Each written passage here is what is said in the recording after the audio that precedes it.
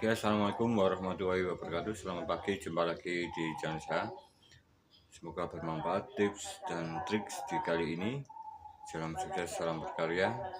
Jangan lupa tekan tombol like dan subscribe-nya, bos.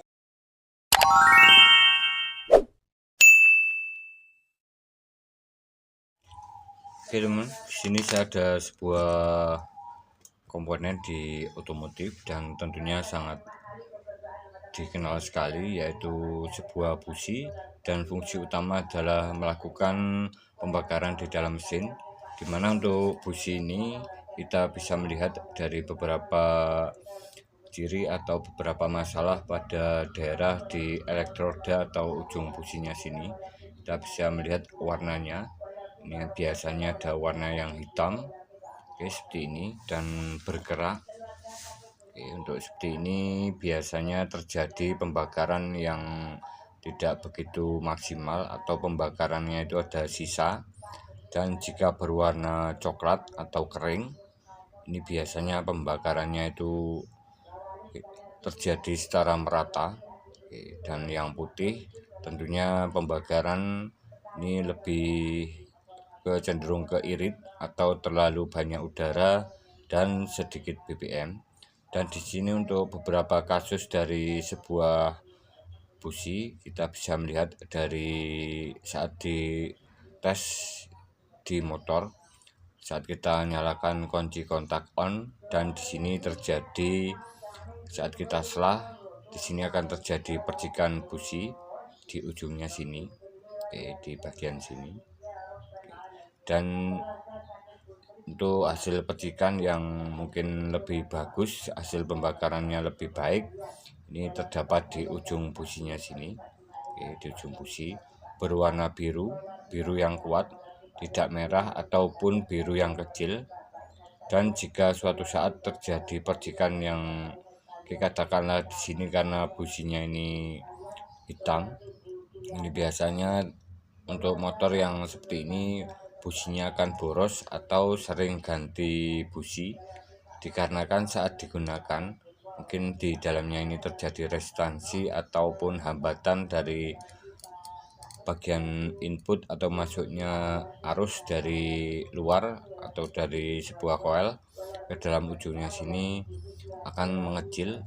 Katakanlah di sini biru yang kuat dan di sini akan menjadi biru yang kecil. Ini ada resistansi, bisa disebabkan dari warna atau pengaruh dari warna hitam hasil pembakaran yang kurang maksimal, atau ada sisa pembakaran yang menyebabkan tumpukan kotoran seperti ini menghalangi arus masuk ke elektrodanya sini.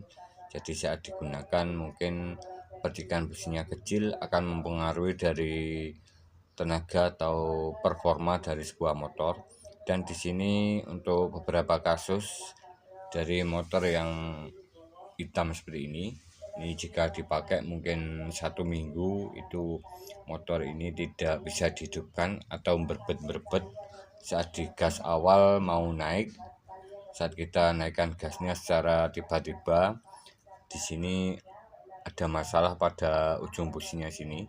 Ini biasa saya lakukan atau saya cek, ini percikan businya tidak di daerah sini, tidak daerah ujungnya sini, tapi dia menyamping langsung ke bagian yang bulat ini, langsung ke bawah, tidak ke ujungnya sini. Jadi intinya di sini businya arusnya atau percikannya itu pecah. Ini informasinya. Oke teman, dan untuk beberapa busi ini yang sangat penting sekali adalah sebuah celah busi. Oke, celah atau gap dari sebuah busi kita bisa lihat dari sini. Untuk hasil yang terbaik, pembakaran yang terbaik harus biru, dan tentunya gap atau celahnya perlu dilakukan penyetelan. Oke, jika terlalu rapat nanti bisa terjadi ledakan pada knalpot. Ini bisa disebabkan karena pembakaran yang kurang begitu merata, ada sisa pembakaran yang terbuang ke knalpot. Jadi saat terjadi pembakaran lanjutan ini akan terjadi ledakan, dan di knalpot itu ada sisa pembakaran yang menyebabkan terjadinya ledakan di luar dari ruang bakar. Jadi knalpotnya ada suara ledakan yang keras. Ini bisa disebabkan dari rapatnya celah busi. Oke. Dan jika terlalu renggang seperti ini, katakanlah seperti ini, oke, terlalu renggang sekali seperti ini akan mempengaruhi dari sumber arus percikan businya ini. Oke, sumber arus yang dikeluarkan sangat besar sekali dan tentunya harus lebih kuat, memaksa lebih kuat. Jadi di sini akan mempengaruhi dari performa motor, ini akan mungkin cenderung akan menurun, dan komponen yang mendukung dari sistem terjadinya percikan busi yaitu sebuah coil ini akan berpengaruh terhadap keawetannya karena dipaksa memercikan arus yang begitu kuat biru dan tentunya harus lebih besar. Jadi di sini harus pas antara renggang maupun rapat, jadi tidak terlalu rapat dan tidak terlalu renggang yang akan mempengaruhi dari hasil pembakaran, kemudian komponen kelistrikan, jadi saling mendukung satu sama lain. Jadi motor ini akan lebih awet dan tahan lambang dan tentunya nyaman untuk digunakan. Oke teman, dan untuk celah busi yang saya dapatkan informasi dari buku standar di bawaan motor ini biasanya 0,9 mm seperti ini. Oke. Saat kita ukur 0,9, karena saat motor ini digunakan mungkin sekitaran, karena untuk motor yang 4 tak atau motor yang memakai bensin murni ini biasanya jarang sekali kita membuka dari busi, mungkin sekitaran 1 tahun lebih. Dan di sini untuk tarikan motornya juga akan menurun dari sebelumnya. Ini bisa melakukan pengecekan di bagian celah businya. Ini biasanya terjadi kerenggangan yang cukup besar sekali. Oke, jika lama digunakan seperti ini. Oke, digunakan lama seperti ini akan terjadi kerenggangan, mungkin karena aus di bagian elektrodanya dan terjadi celah yang begitu besar. Oke, kita bisa lakukan penyetelan kembali. Oke, yang biasa saya lakukan seperti ini. Ini katakanlah lama digunakan seperti ini. Ini kita bisa rapatkan sedikit. Saya ketuk seperti ini, tidak mengenai dari keramik di bagian elektroda yang tengah. Seperti ini. Oke, ini kurang sedikit, ini sekitaran 1 mili lebih ini. Oke, ini sekitaran 1,2, karena untuk di bidang otomotif kepresisian ini sangat penting sekali. Jadi antara celah mungkin sama saat kita ukur seperti ini. Untuk main perasaan di sini kita bisa melihat ini 0,9 memakai fuller atau setelan celah. Seperti ini kita bisa lihat posisinya. Ini kita gesek seperti ini akan terasa lebih ringan dan enteng, tidak terlalu kuat ataupun seret. Tidak terlalu kuat atau seret. Ini saya dipastikan ukurannya sudah 0,9 seperti ini. Nah, bila kita lihat ini seperti siku 90 derajat. Oke teman, dan untuk beberapa pendukung dari supaya hasilnya lebih maksimal, tentunya campuran BBM juga sangat penting sekali. Oke, campuran BBM dan udaranya, 1 BBM 8 udara untuk setelan standar atau idealnya. Dan di sini untuk percikan busi ini bisa kita lihat dari bagian yang sini untuk komponen motor yaitu sebuah coil. Untuk coil di sini akan menghasilkan percikan busi yang biru dan kuat sekitaran 10.000 volt yang bisa dihasilkan dari sebuah sistem pengapian di motor. Oke. di motor, kita bisa melihat cara kerja dari sebuah koil, dimana saat digunakan dari sebuah koil ini akan menghasilkan percikan busi yang begitu kuat dan tentunya bisa melakukan pembakaran di dalam mesin, yaitu sesuai standar dari sebuah arus atau tegangan yang masuk ke dalam koilnya itu sendiri. Di sini untuk input yang ada pada sebuah koil, oke, di sini ada input yang masuk. Ini untuk arus yang keluar dari sebuah sistem pengapian yang masuk ke dalam pin dari sebuah koil. Ini adalah arus AC atau arus bolak-balik sebesar 220 volt, 220 volt, dan akan terjadi induksi magnet karena di sini saat dialiri arus atau voltase 220 volt ini hanya sebentar. Kemudian timbul medan magnet di kumparan primer menuju negatif atau ground atau bodi motor, dan kemudian di lilitan kedua ini arahnya berbalik atau berbeda, berlawanan dari lilitan primer.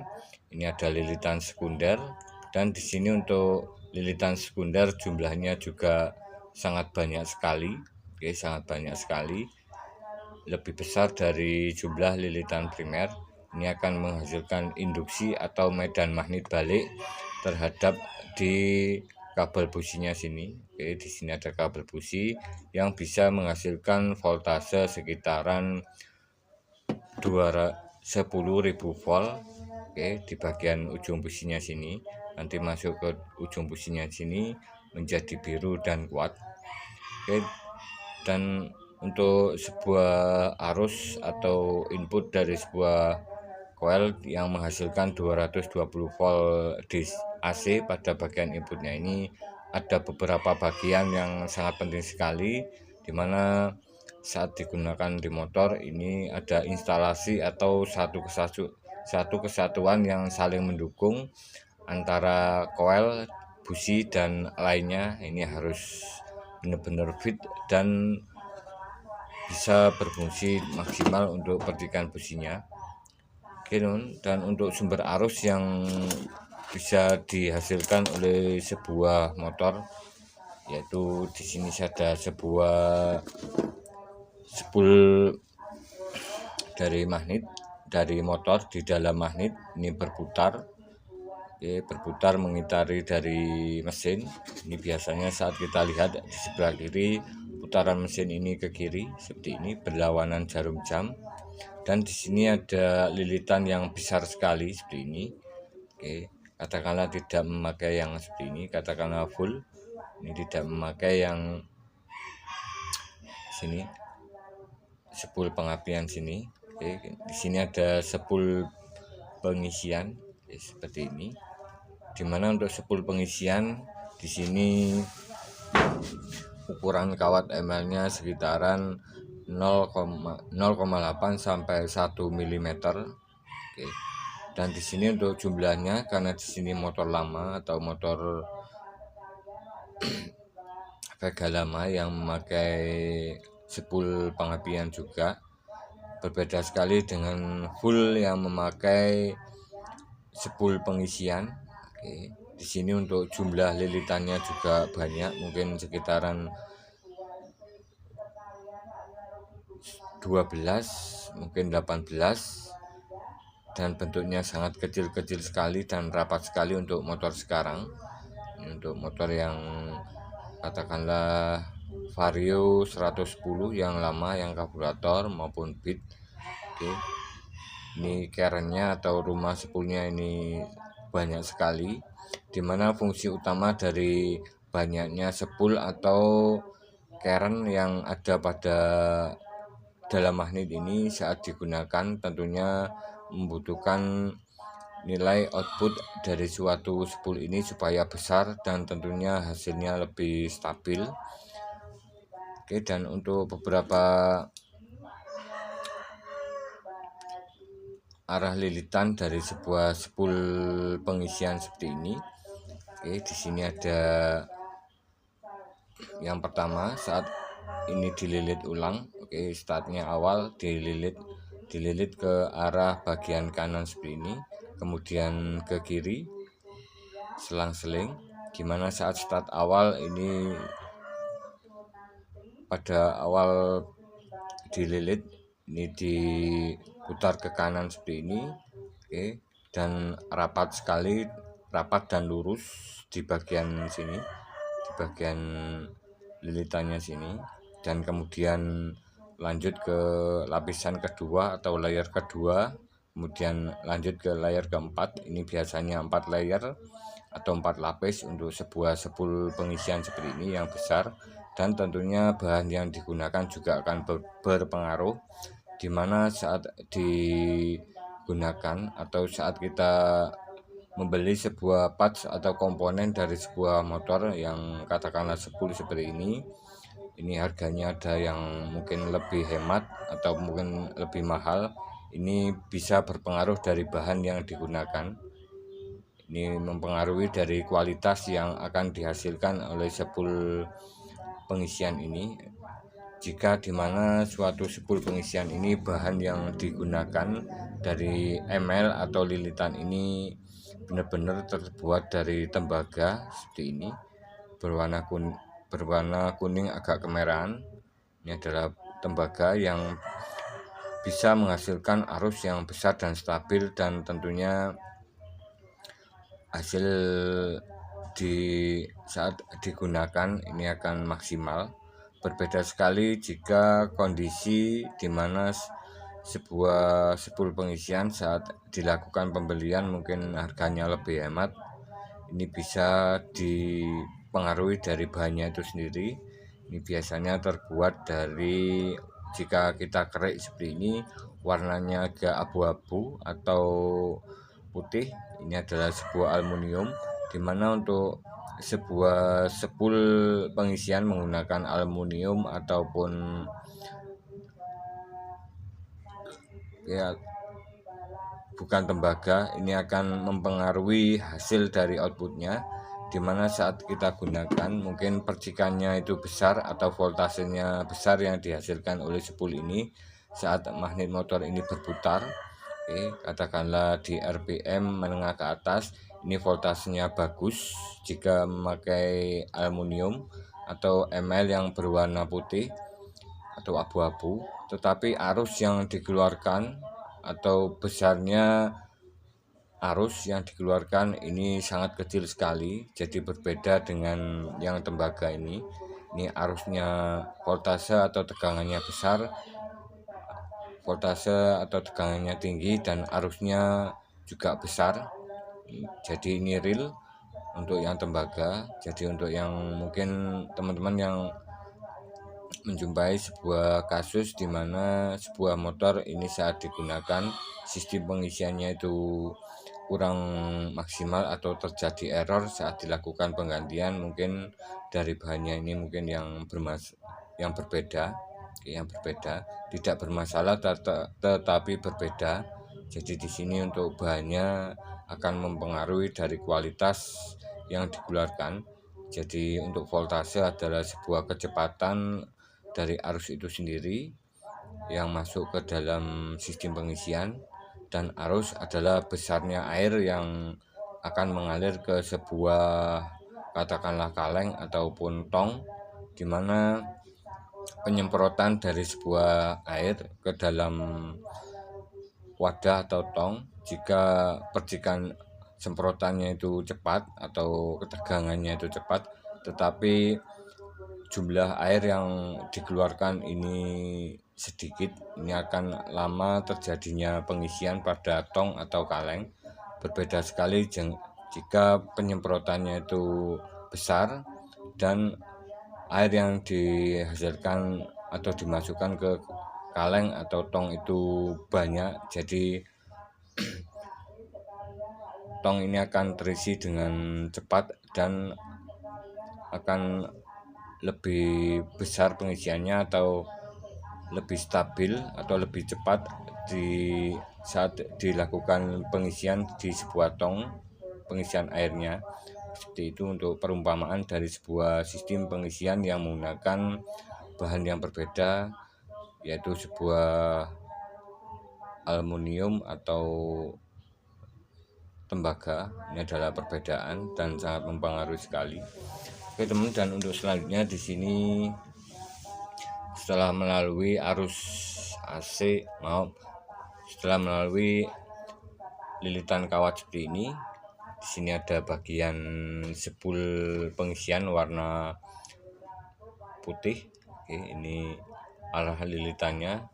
Awalnya di sini, awalnya di bagian negatif, kemudian masuk melalui lilitan ke kanan seperti ini, kemudian ke kiri, kemudian ke kanan, kemudian ke kiri, ke kanan lagi, selang-seling, dan terjadi sistem pengisian di kabel warna putih seperti ini, ya, atau kabel yang ke sepul pengisian. Di sini masih menghasilkan arus AC dari sebuah sepul pengisian saat magnet ini berputar, dan di sini akan masuk ke sistem pengisian di motor, yaitu karena di sini masih AC akan dirubah arus DC oleh sebuah regulator atau kiprok motor seperti ini. Oke, akan masuk ke sistem regulator atau akan dirubah dari arus AC menjadi arus DC, di mana di sini bagian input dari kabel warna putih masuk ke bagian sini. Oke, dan di sini saat dilakukan atau saat kita motor dijalankan, ini akan terjadi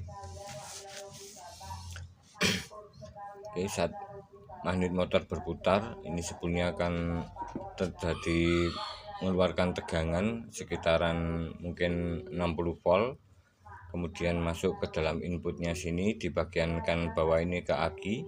Oke, ke aki, dan di aki ini outputnya 14,5 volt, dimana untuk sisa dari input sekitaran 60 volt ini akan dikembalikan lagi ke ground atau bodi motor.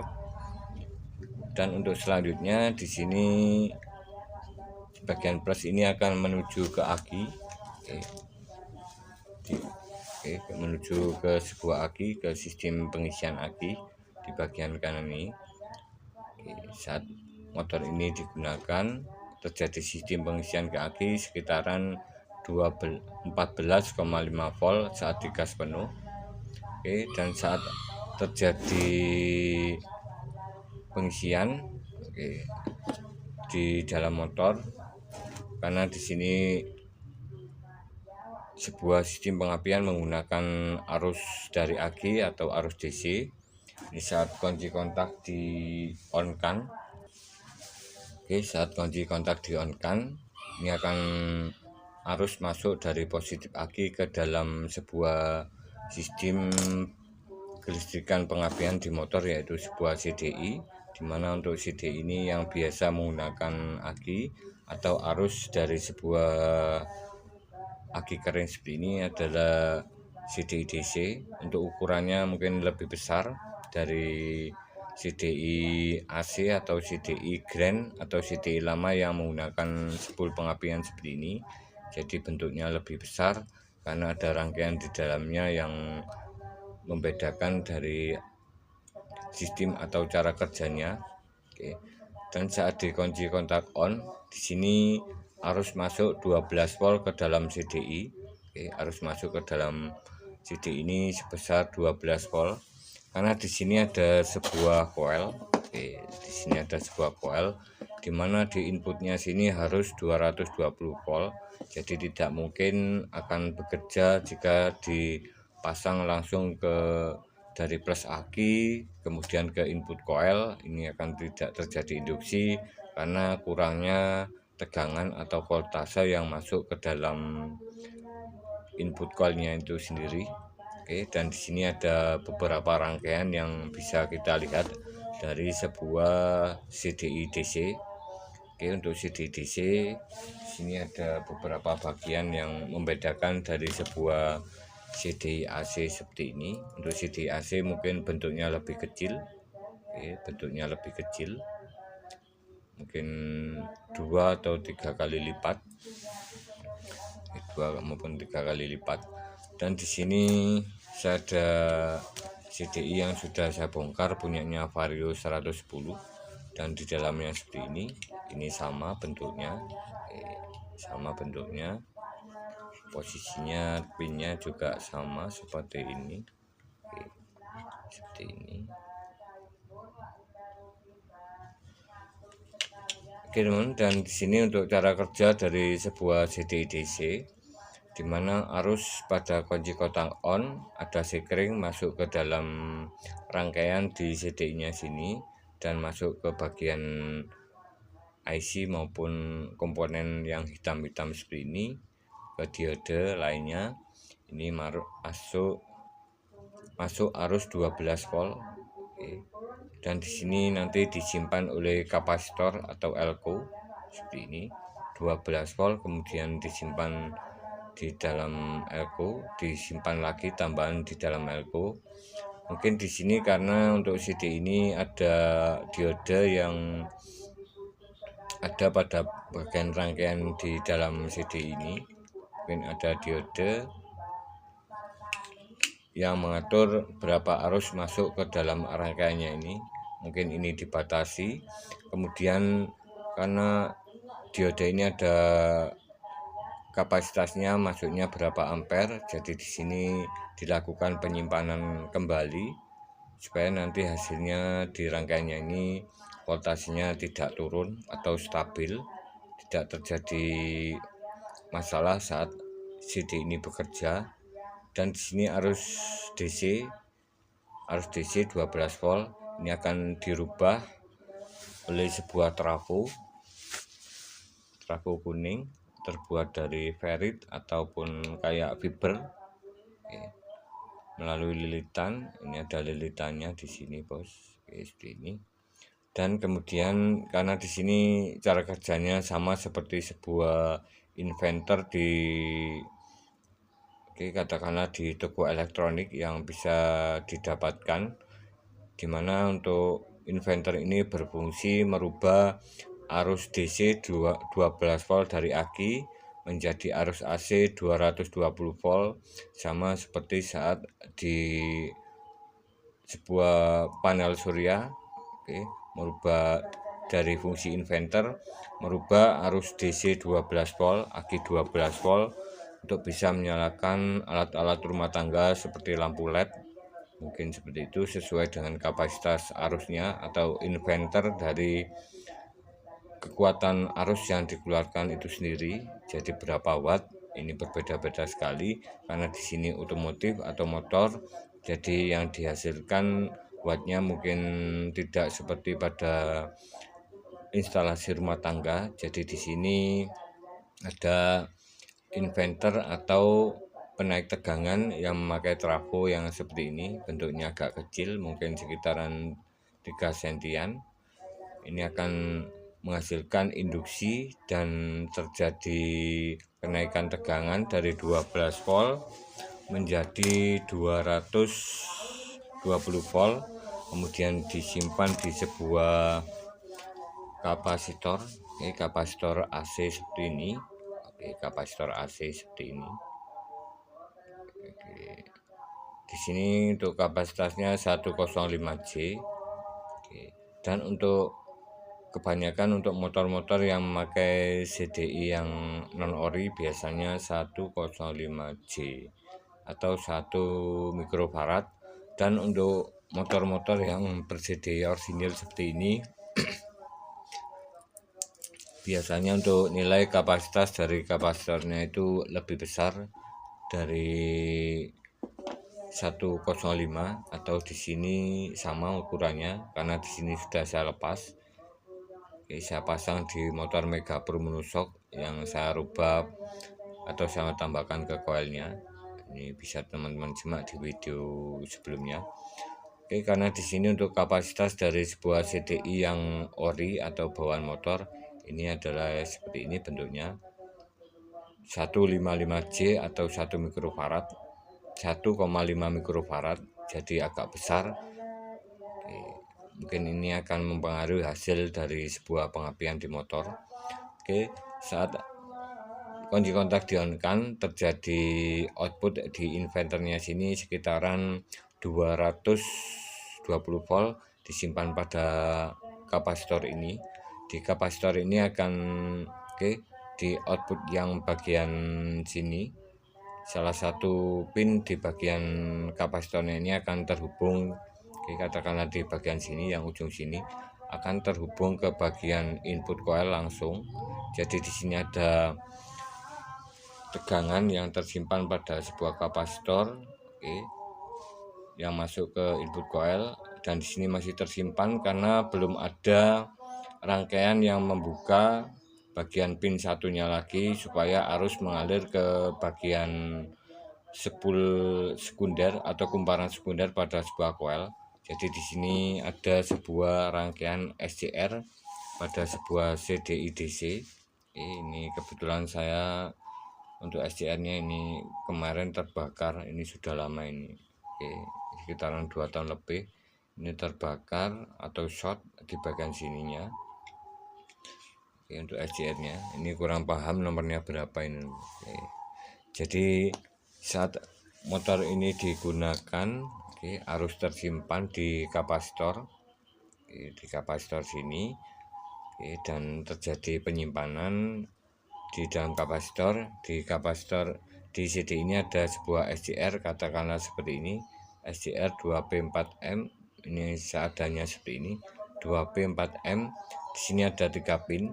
Di sini ada 3 pin, katoda, anoda, dan gate. Di bagian kiri katoda, di bagian tengah anoda, dan di bagian kanan adalah gate.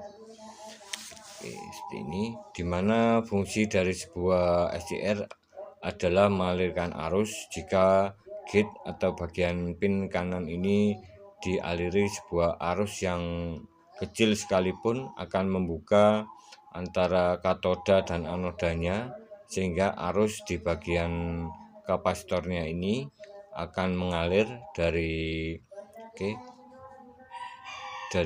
CDI ke ground, ke ground sini, kemudian mengalir ke kumparan primer, karena di sini terhubung ke salah satu pin di kapasitornya akan terjadi induksi, dimana untuk sebuah gate atau pemicu dari membukanya arus pada sebuah SCR diatur oleh sebuah pulser, pulser di bagian magnet motor. Ini ada magnet, ada tonjolan kotak di bagian pulsernya sini, di bagian pulsernya sini. Karena di sini untuk posisi pulser atau tonjolan pick up ini bentuknya kotak, dan saat magnet ini berputar ke kiri seperti ini akan terjadi sentuhan pada bagian pulsernya sini, katakanlah sentuhan seperti ini. Dan di sini ada CDI DC yang berbeda sekali dengan CDI AC seperti ini. Untuk cara kerja dari sebuah CDI, dimana untuk hasil percikan businya yang dikeluarkan pada sebuah busi ini akan berbeda cara kerjanya. Jadi untuk yang CDI DC ini terjadi percikan busi,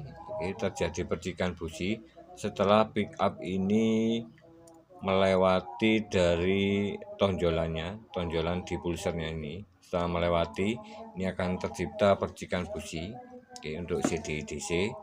Dan untuk CDI AC ini tercipta percikan busi ini saat menyentuh awal di bagian sini. Ini sudah terjadi percikan busi, seperti ini.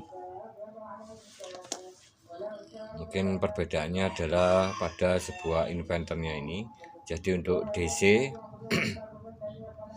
untuk DC ini terjadinya percikan setelah melewati tonjolan pick up, tonjolan pulser.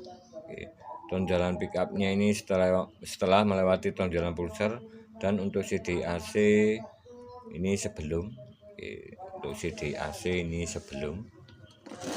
AC ini sebelum, sebelum melewati tonjolan pulsernya sini. Jadi teman-teman mungkin yang hobi modifikasi ini semoga bermanfaat, tips cara untuk memajukan atau menambah derajat pengapian. Ini semoga bermanfaat informasi ini. Dan saat terjadi tonjolan atau terjadi sentuhan di sekitaran 0,05 mili, sangat sempit sekali. Di sini akan terjadi medan magnet sebesar terjadi medan magnet menghasilkan output AC sekitaran 0,7 volt, dan kemudian disearahkan oleh sebuah diode di dalamnya sini. Oleh sebuah diode seperti ini, dan kemudian akan memicu terjadinya voltase kecil pada gate yang akan membuka pintu SCR, sehingga terjadi arus mengalir dari kapasitor ke dalam koil. Oke teman, terima kasih, semoga bermanfaat informasi ini tentang sebuah sistem pengapian. Ini kebetulan motor CDI DC, mungkin kayak Suzuki Shogun, GL Pro atau GL Max yang memakai CDI DC. Ini ada perbedaan dari waktu terjadinya pengapian pada busi. Ini di bagian pulsnya sini. Jadi di sini saling mempengaruhi dari sebuah sistem pengapian di DC seperti ini. Oke.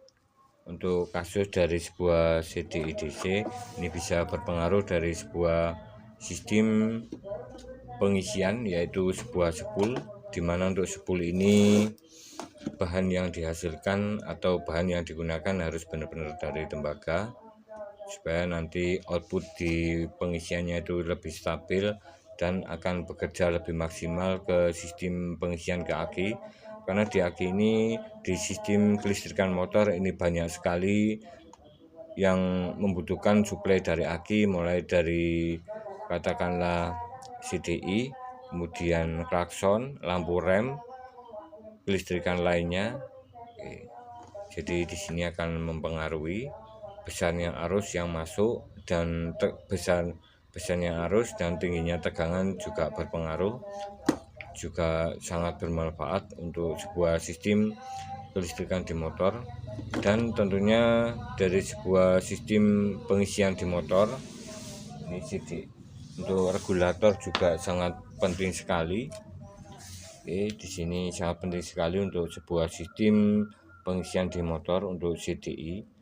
Untuk kiprok, di kiprok ini harus benar-benar yang asli bawaan motor atau yang orisinil, karena outputnya di 14,5 volt yang akan mempengaruhi awetnya sebuah aki dan sebuah CDI.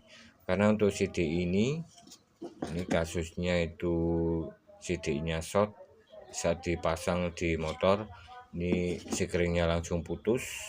Ini disebabkan karena untuk sebelumnya akinya sudah error atau tidak bisa menyimpan arus karena mungkin selnya putus di dalamnya.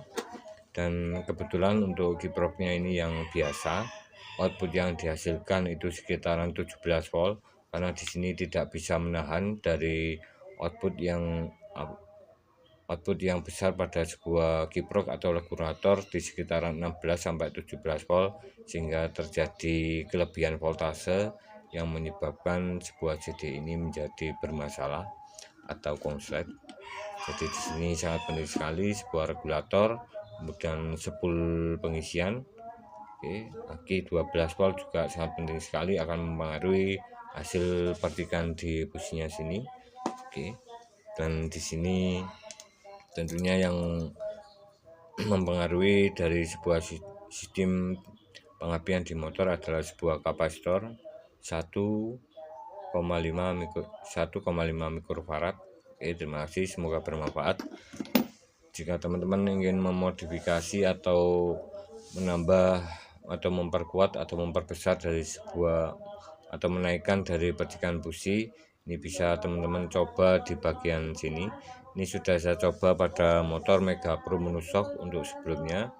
Mungkin untuk kapasitas dari kapasitornya ini kurang begitu besar, jadi pengaruhnya tidak begitu kelihatan. Di sini kita bisa lihat atau naikkan dari sebuah nilai kapasitor, katakanlah punyanya kipas angin mungkin yang sekitaran 3 mikrofarad, ini bisa dihubungkan bagian input dari coil ke bagian ground ya, nanti akan mempengaruhi hasilnya di percikan businya sini. Oke, di bagian ujungnya sini. Oke, dan di sini sudah saya coba memakai kapasitor mesin cuci seperti ini. Saya coba pada motor Supra lama yang saya modifikasi pakai CDI Shogun. Oke, saya tambahkan kapasitor 11 mikrofarad 400 volt seperti ini ke bagian input dari input dari coil ke bagian ground. Ini terjadi percikan busi yang sangat besar sekali. Oke teman-teman, terima kasih, semoga bermanfaat. Jika ada salah kekurangan bisa tulis di kolom komentar. Dan untuk beberapa modifikasi dari sebuah regulator kapasitor, ini bisa teman-teman simak di video populer. Oke, untuk hasil percikan businya. Oke, untuk CDI yang memakai CDI Shogun 110, ini bisa simak di video lama saya yang berjudul modifikasi CDI DC. Oke, terima kasih, salam sukses, salam berkarya, salam otomotif. Jangan lupa tekan tombol like dan subscribe-nya, bos.